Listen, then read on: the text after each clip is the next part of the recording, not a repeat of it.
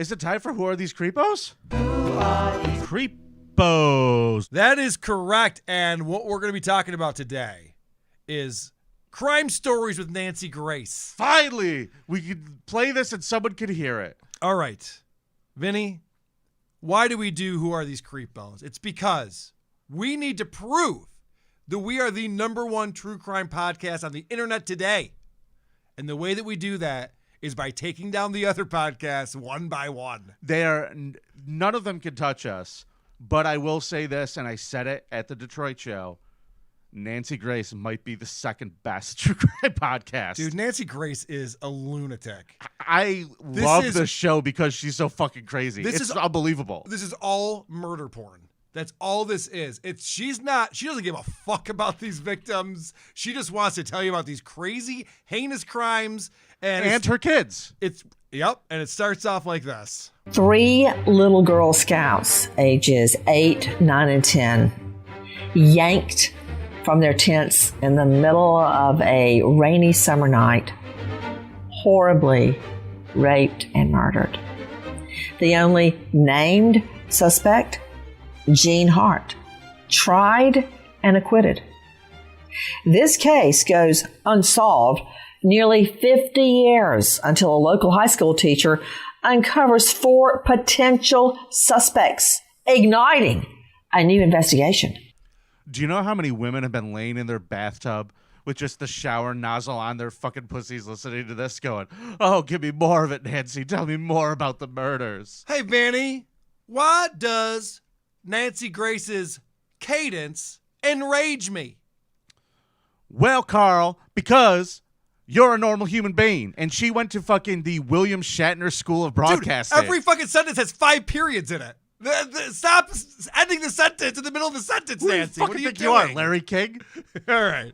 So immediately after we hear about this horrific, heinous act, these 3 little girls are out camping with their Girl Scout troop.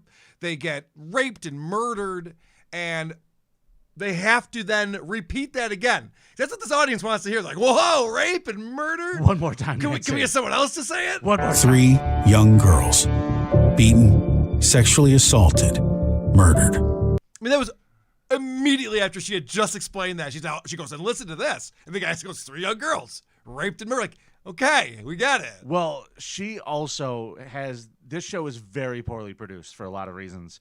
#1 being because I believe it airs on television as well. So what they're doing... I don't think so. It's on Sirius XM. It's sponsored by a TV network. Okay. So I think it's okay. I could be wrong. You I'll could do be more right. research. You could be right. But what I'm trying to say is the transitions in the show are fucking repugnant. Yeah. Because like she'll obviously go to a break and there'll be outro music, which immediately fades into the intro music of them coming back and her playing again. 3 young girls raped and murdered. Yes. Yeah. So there's a lot of resetting of things. Now, what Nancy Grace loves to do more than anything else in the world, even more than talking about herself, which is up there, she loves to talk to parents of children who were murdered. This makes her so happy. With me right now, a very special guest to my own heart.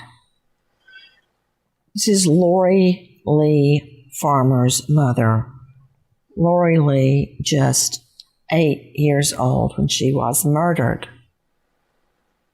during the Girl Scout murders. Miss Sherry Farmer is with us. Miss Farmer, thank you for being with us. Thank you so much. I don't feel right about you thanking me. Yeah, I wouldn't feel right about that either. It seems like you're exploiting her for your show, Nancy Grace. Well, at least she has morals and it's like, don't thank me. I'm totally using you, dummy. Yeah, I'm totally using you because this story is tittillating. Vinny, what year do you think this crime took place? You would think that it happened last month the way she acts, but this thing happened in the 70s, I believe. 1977. Yeah. Is the year that this crime took place. This is what we're talking about. And they made it seem like they have all these new suspects, they're reinvestigating it. They never get to that part. They just want to talk about this crime. So this is Nancy. Tell me more about how you realized your daughter wasn't there anymore. Dude, you're joking, but that's exactly what happens here. Oh, I've been listening to her show. Okay, It is completely insane the way she handles these guests. I love it. She rubs it in like you would think like this woman probably doesn't want to talk about that too much, right? All these years since then, dealing with the murder of your 8-year-old girl, probably replaying it in your mind over and over, what happened to her before her murder.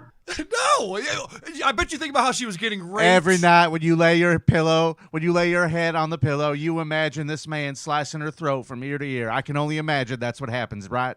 Well, not Laura only Lee. that, this 8-year-old was raped first. She's like, and I'm sure you probably goes through your mind all the time. Do the you ever brutal wonder rape. about the penis size of your 8-year-old daughter's rapist and killer?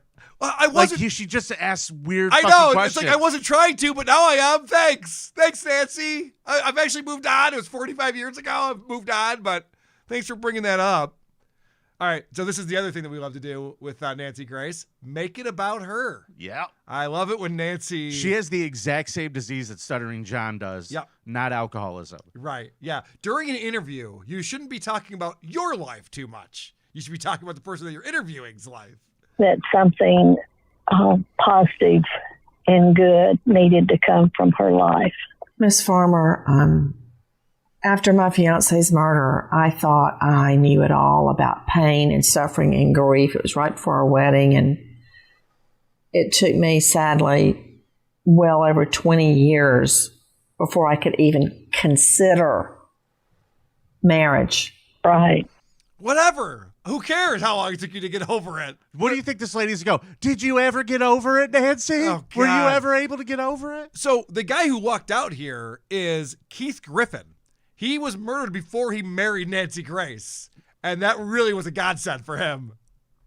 Yeah, he was just in a restaurant, right? Some dude walked in and like tried to rob the place and shot him in the head. From what I read, it was actually a coworker of his, and the coworker was disgruntled. He had gotten fired. Oh. So I think there was a connection. I don't think it was just a random act of violence. Okay. But who gives a shit? That was 1979 we're talking about. Nancy Grace is still milking that. It's like, get over it. Move on. Well, so is this lady on the phone All right. milking her daughter's rape and murder to be on Nancy Grace's show. Let's hear Nancy make it about her again.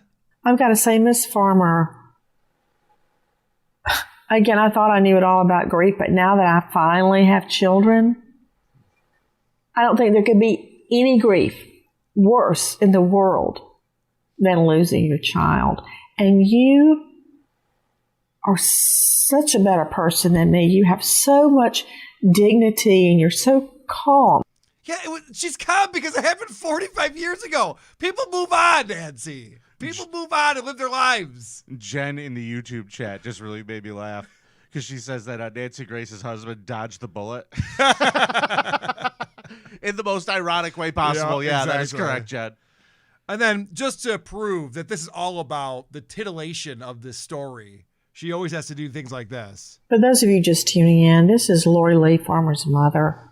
Her daughter, Sherry's daughter, Lori Lee, was raped and murdered at the tender age of 8. Can we just work that in there about 20 times during this episode, please? Just an 8-year-old was raped and murdered. Did we mention that yet? It was this lady right here, her daughter. Her daughter, yeah. Her daughter right here. And then Nancy Grace says some really... It was horrible, y'all. It was really bad. Nancy Grace says some really dumb shit. You, of all people, are saying you believe there could be other suspects. Right. Now, I always pay attention to what a victim's family thinks because they, of all people, want the right guy behind bars. So if the family believes it, then I believe it. Oh, there you go. Case closed. Not the investigators, not the police, the family. Okay, yeah. Who do you great. think did it? Lock him up. She's Yeah, a I believe fucking her. district attorney. I know. That's what's so insane about That this. really is an insane She should admission. know better. She should know better than I that. know that she's just fucking talking and grandstanding. I Yeah. know there's no way she could possibly believe that. All right. So this is a really funny clip. See if you can catch this. This woman mentions the other children that she has. And she goes through and lists their ages. I don't know if Nancy can't count or what's going on here. Our children at that time were Lori, 9, 7, 5, 3, and 1. I always wanted 4 children. And we had 5. You lucky lady. I always wanted 4 children. We had 5. Yeah, but now you have 4, don't you? I mean, that's pretty much what Nancy Grace just did. She goes, no. We had 5 kids. She's like, I always wanted 4 kids. It's hilarious. Oh, Nancy.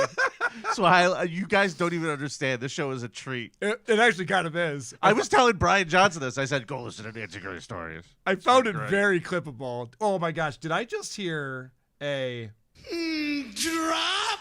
What were you doing hanging out with Brian Johnson? I was from at Tell your Him show Steve that you Dave? invited him to. So I was talking to Anthony about this thing, and Brian says to E-Rock, he says, all right, I got a couple more clips on here. This is ridiculous. Remember, 1977, 45 years ago. Many people who are watching us right now were not alive when this happened. I wasn't alive. Including us, correct. And she wants to find out how this woman reacted when she found out about this. She wants details about this. How hard did you come? Did you know that this would one day make me a very rich woman? Do you remember that Hold moment? on, hold that thought. your I have a husband- sponsor break. I gotta go to.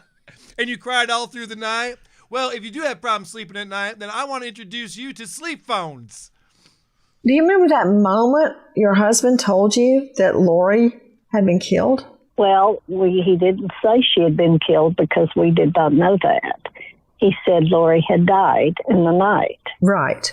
So we are trying to figure out. Where were you? Sitting on the sofa, in the bedroom, in the kitchen sink? We were in the living room, and he and his partner said, we need for you to sit down. Oh, dear Lord in heaven. Yeah, and I said, no, I'm not sitting down.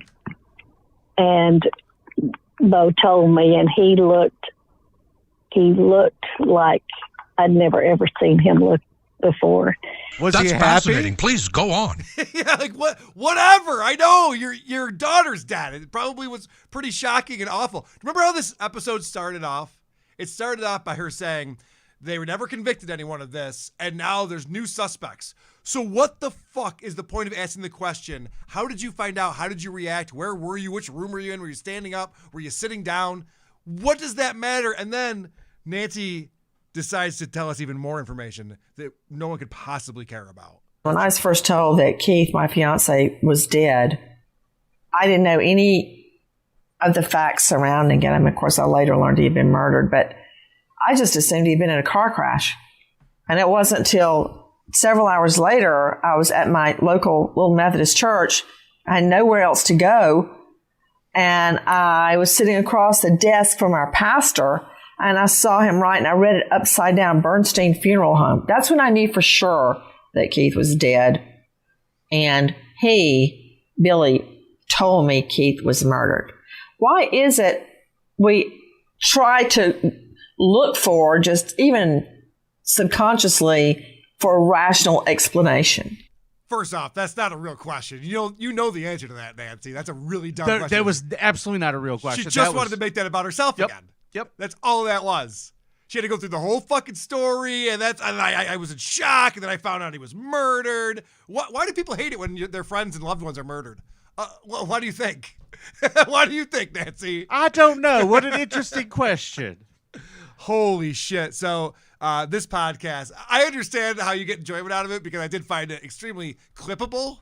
I'll give you that. But Nancy Grace wears on me, man. This is the first show that I've listened to for WATP because we did this for Who Are These Creeps for Detroit. We did, yeah. And I started listening to it just a few weeks ago. It's the only one that I've ever subscribed to. Really? Only one I've ever You subscribed listen to this to. for enjoyment now. It's in there. I pop it Wow. on, and I just left. And I'll tell you what, folks, when I hear particularly interesting stuff, I'm clipping them for this segment. Yeah. You're going to get Nancy by the boatload. Good. I need a fucking day off. If you could pull some clips, that'd be great. If your computer could pull some clips, that'd be great too, asshole. All right. That wraps up this week's edition of Creepos.